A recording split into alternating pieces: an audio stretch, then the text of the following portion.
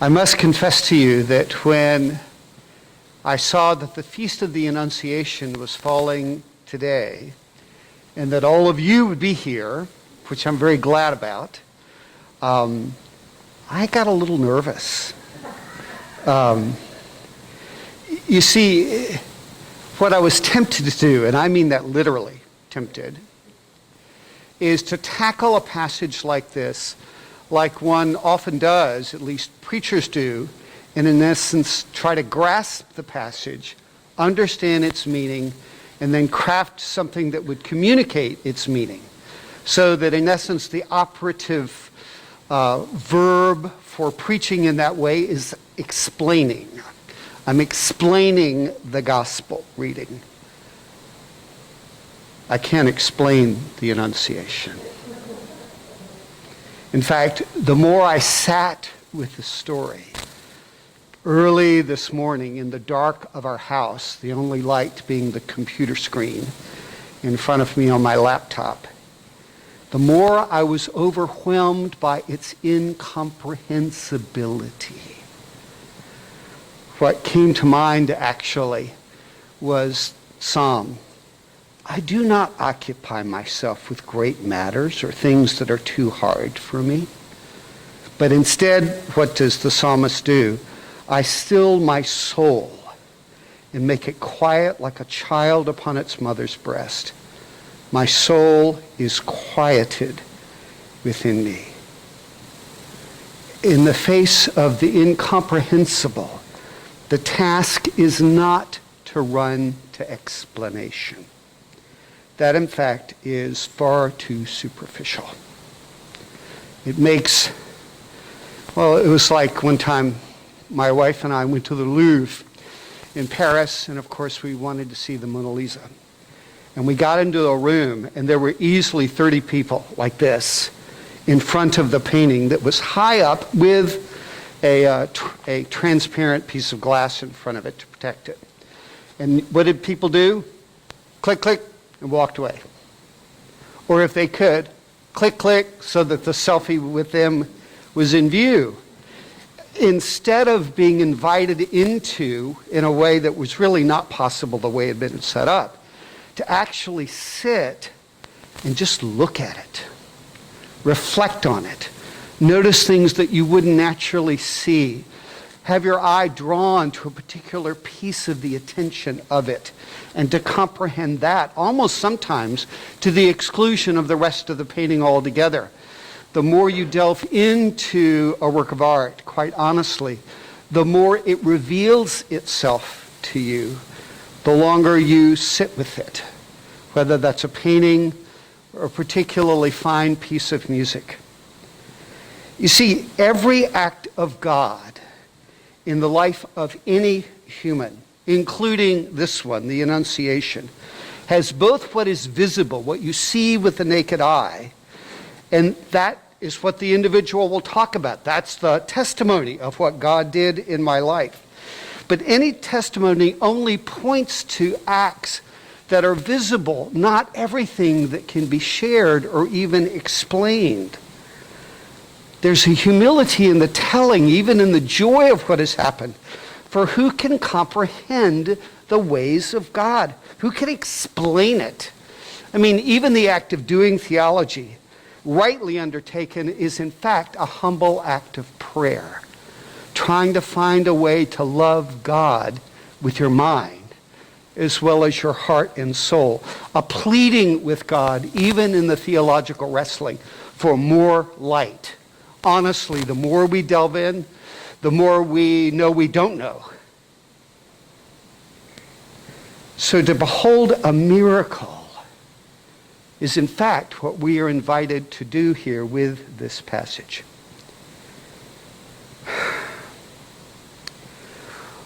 The temptation is to limit it, as I said earlier, to a particular shot, aspect. And particularly with the context of Lent, the way often preaching goes around the Annunciation is to highlight and a call to imitate Mary's perseverance and even her courage. I even heard one person say rather flippantly, well, I know now where Jesus gets his courage. He got it from his mother. But I think, and that's where we've gone, even in Anglicanism. Let me quote example, Venerable Bede. Imitating her voice and mind to the best of our ability, beloved brothers, is the task. Let us recall that we are Christ's servants in all our actions and intentions. Let us subject all the members of our body in service to him, and let us direct the whole of our mind to the fulfillment of his will.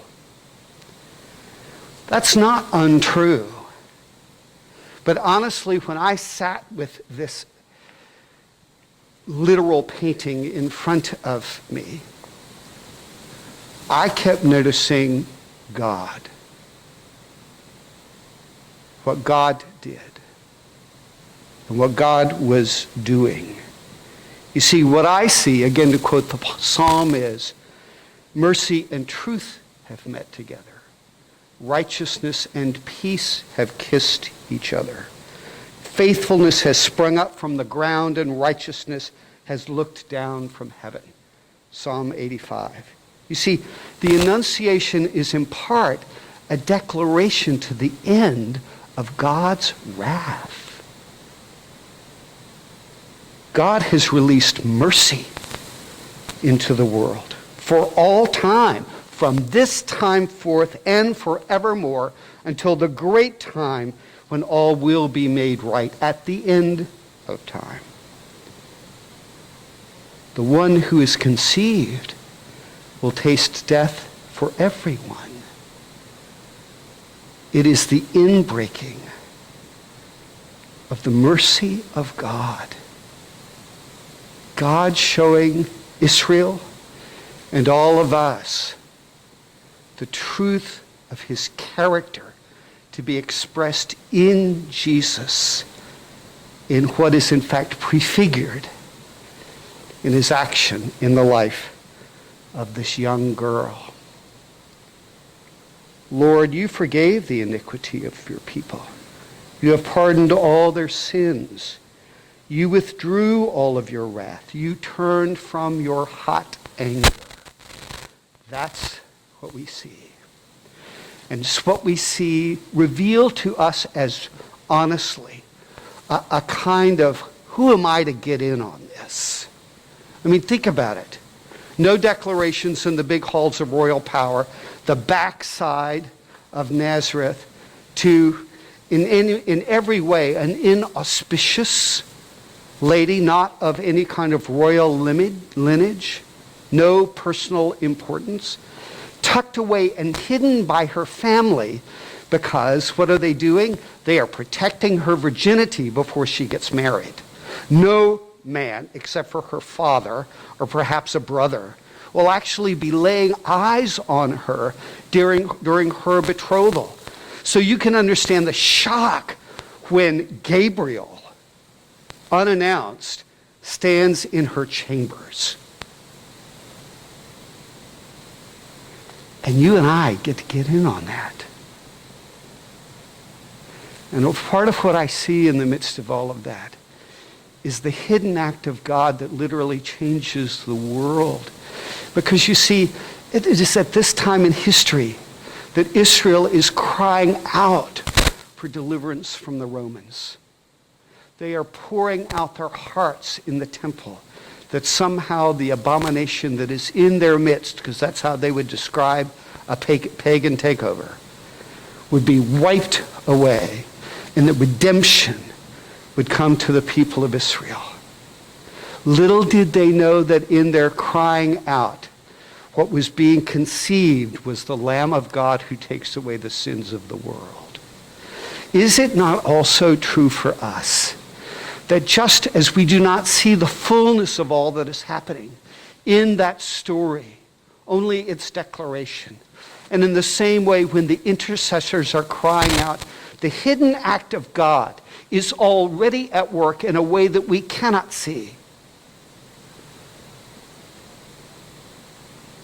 So in some ways, this story is a call to thank God for his work that we cannot see, but is surely coming.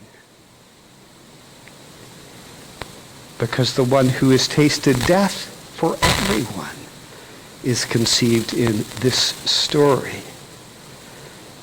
Redemption is surely coming. Pagan deities, principalities, and powers do not have the last word. And so in that hiddenness, we thank God for not limiting his actions to our vision or our ability to comprehend. Amen.